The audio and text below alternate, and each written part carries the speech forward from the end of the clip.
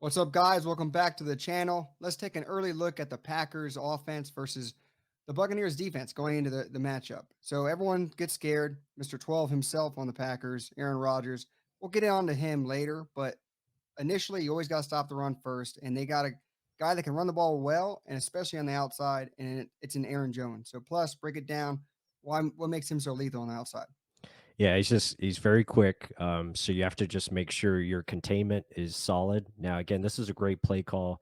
They do a great job of running this play often, where it's just a little toss play, and they get multiple blockers out in front. So our guys are going to have to be prepared for this and try to find ways to disrupt it. As you see, they're a great job of finding lanes to cut this back to, and then he does the rest from there. So just a well executed play. We're going to have to be smart in how we stop their run game, though.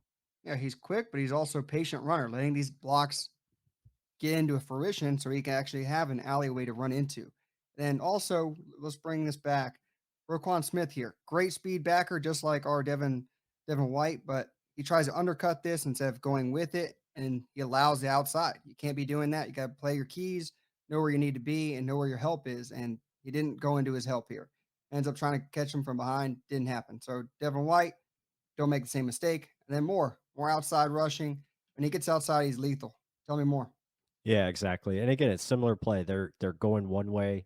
You see them all moving to the right, and they do a great job of picking up guys ahead of Aaron Jones, and then Jones just has that alleyway to follow, and he does a great job of being patient and finding the lane to get multiple yards here. Yeah, not just a speed back. I know he's a little bit undersized, but they use him very, very well. And now more, not just in the running game, in the passing game. He's got nice hands on him. Check that out.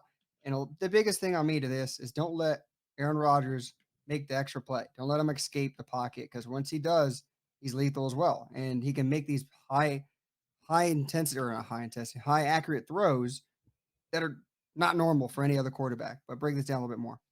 Yeah, I mean, Aaron Rodgers, once he gets, like you said, outside the pocket, very dangerous, but a great job here by Aaron Jones to continue to run this route. And he knows, Aaron's going to put in a spot where he can catch it.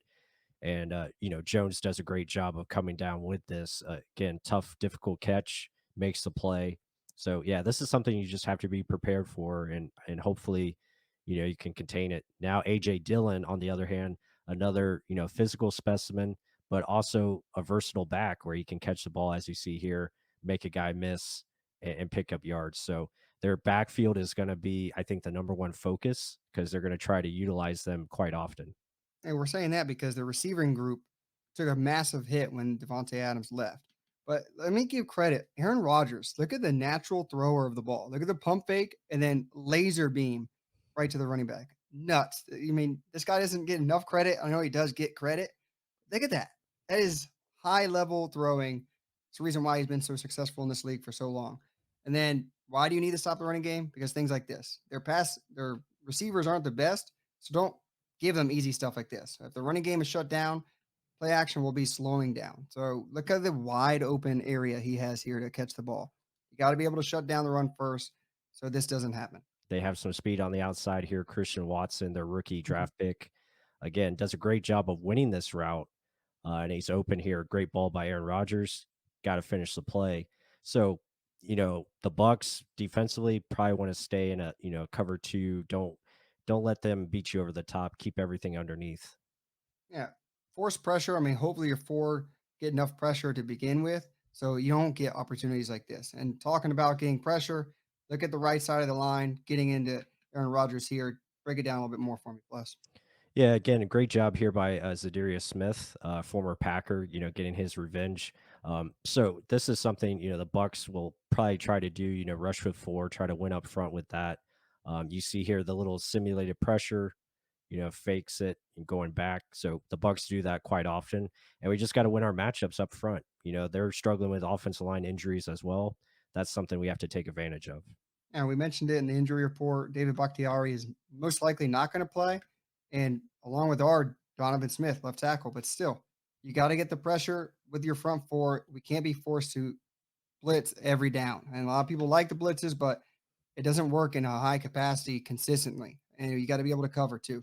So now again, check out the right side of the line. What's going on here, plus? I mean, I know the left side gets it, but the stunting, the moving, and the pressure. Go ahead. Right, yeah, stunt games, winning your one-on-ones like you said, but yeah, definitely try to, cause some disruption with the stunts as you see here on the right side and then on the left, doing a great job of, just winning your one-on-ones. And, Shaq Barrett leads the league in pressures. That's something we hopefully he can continue to do, get more sacks for the defense going forward. Yeah, and it all happens with your front four. That's all it is. I mean, I know everyone likes Devin White going in, Jamel Dean on corner blitzes, but at the end of the day, we got to rely on these front four. Like you mentioned, Shaq Barrett's doing really well and leading the league in QB pressures, but you got to be able to roll out, get him to roll out so that we have opportunity for him to throw where he doesn't like to throw on the running to that left side. So break that down a little bit more. Yeah, I mean, definitely the Bucks will probably look at this, try to, force him to go left. Definitely it's a advantage for the defense if you can make him move this way.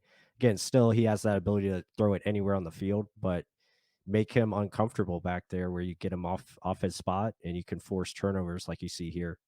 Yeah, and he's not going to want to have a day like he had last year against us, or not last year, the year before, where it was an ugly day for him. He doesn't throw interceptions often, so if he does throw it, cherish it, and Jamel Dean run it back for a touchdown. Other than that, guys, let us know down below what you think of the breakdown of the Packers offense. Where do you think we should attack them? Where are they weak in your opinion?